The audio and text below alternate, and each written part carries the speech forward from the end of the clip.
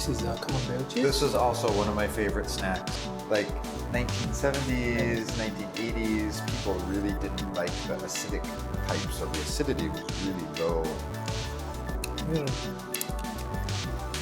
Actually, what do you think about oyster? Brewers want to increase the acidity, so more brewers are using the older yeast.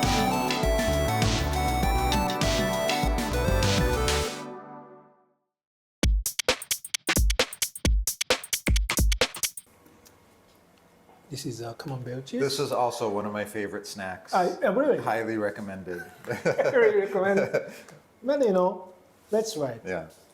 Little bit this cheese. Now, before we do the cheese though, like as for fish, I think actually, what do you think about oyster? Oyster. Yeah, shellfish. Oyster is maybe Because I think very the good. acidity Yes. would go well with like the sweetness yes. of the oyster or scallop, like, scallop. like butter. What's scallop in Japanese? Scallop. I don't know. Hotate. Hotate. Yeah. Hotate. Like butter, hotate. Uh-huh. I think it would go well with something like that rather than a fish maybe. Oh. Also because of the banana. I don't like fruit aromas with fish personally. Maybe I don't know, but it's worth to try it. Yeah, Yes. I mean try it for yourself. yes. Yeah. So This is always like, how do you eat this? I don't know. I always I like eat it right off the foil. Like, It's okay. Maybe this cheese is not a little bit light taste. So let's try. But it has that good, camembert, bloomy rind flavor. Oh, it's also good. But I recommend a more strong flavor of the cheese. I like the other one better. Yes. It's okay, but because the bloomy rind is a little bitter, it accentuates the bitterness of the rind for that's me. right. That's right. Yeah, that's right. Yeah. But it's okay. I like this. But maybe this is more than That was chemistry. 100%. Yes. It's a best choice. I think this Edo Kaijo would be better with a strong flavored cheese. For example, a mimolette or blue cheese. Yeah. Maybe. Which would enhance the flavor, I thought. So this chitara is a little bit strong taste, so it's good for this sake for pairing for me. Yes. Okay. So let's look at the features, history, and product concept of Edo Kaijo. And Tokyo Minato Brewery is said to have its origins in a sake brewery called Wakamatsuya, which was founded in 1812. At the end of the Edo period, the people who paved the way for the Meiji Restoration visited the brewery and held secret talks. The name of Edo Kaijo is derived from the historical event of the bloodless opening of the Edo Castle. Tokyo Port Brewery is a microbrewery. This sake is served at the famous restaurants and hotels in Tokyo.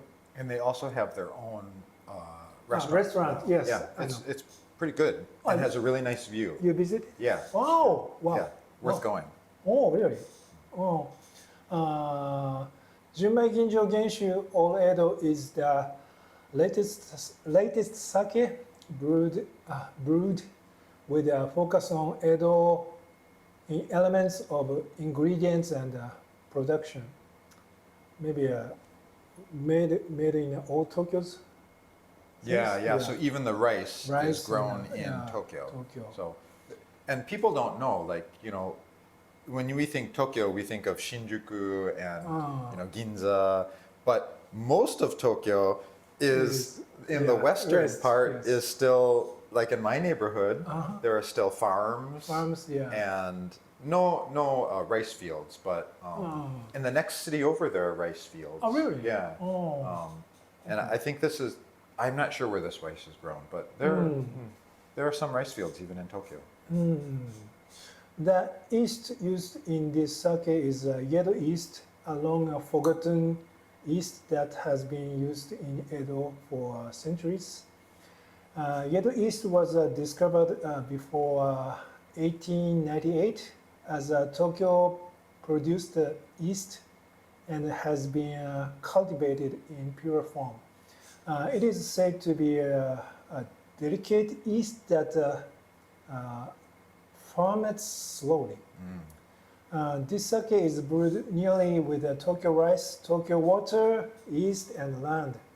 In the Edo period, the yeast that lived in the brewery's warehouse was used. So this Yedo yeast gives us imagination of what sake might have tasted like in the Edo period, I thought. Yeah. And the big difference is that the older types of yeast, like the Edo yeast and Tokyo yeast, and I never heard of it. 1, 2, 3, 4, 5. 5? Yeah. Oh. Kyokai 1, 2, 3, 4, 5. The older types of yeast Uh-huh. are all related. In Tokyo? No, just those types of yeast are all kind of like one family. Same ancestor. Yeah. And they have more acidity, especially. So lower fermentation power and a little bit higher acidity. But like the more common yeasts today, like 7, 9, 7, 9, and you know, 14, 18. 48 is a little bit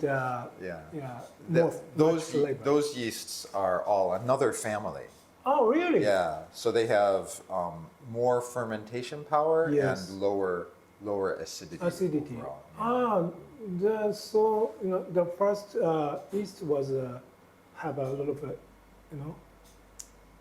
accelerate or make some kind of acidity. Yeah, and that's why people stopped using them. Well, one of the reasons: fermentation power, low fermentation power, and also a little kind of delicate, like you said, and also too much acidity. But these days, some brewers want to increase the acidity, so more brewers are using the older yeasts again these days, to give kind of a special flavor. Oh, very interesting. Maybe Akita's Aramasa, or maybe similar to the, they like to the more acidity or something. Yeah. Maybe they use a more old type of the yeast, right? Yeah. Maybe. Oh, very interesting. Wow. Yeah, I think acidity is one of the, again, in my next video, you can watch it and learn. But I think acidity, the type of acidity is one way, the amount and the type of acidity is one way to make your sake different than other sake, right? Like sweet is like sweet or dry, right? But acidity can be different types. Like the malic and, you know, lactic, and have slightly different flavor as well. So I think acidity is one way that a lot of breweries are trying to make their own special flavor these days. So maybe these days breweries like to use this type of the yeast? Like in the past, it was very like, no, we don't want, especially in the 20th century, like 1970s, 1980s, people really didn't like the acidic type, so the acidity was really low at that time. But recently, because more sweet style of sake is increasing, the acidity kind of balances the sweetness. So the more acidic sake, sweet and acidic sake is kind of more popular these days. Oh, really? A very interesting story. Wow, really? 面白いな。ちょっと本当。I would choose milk crepe. I think you're right. Like with an egg, like souffle. Totally different taste. Oh my god. The lactic acidity would go well with the cream. Oh, it reminds me of a very specific white wine.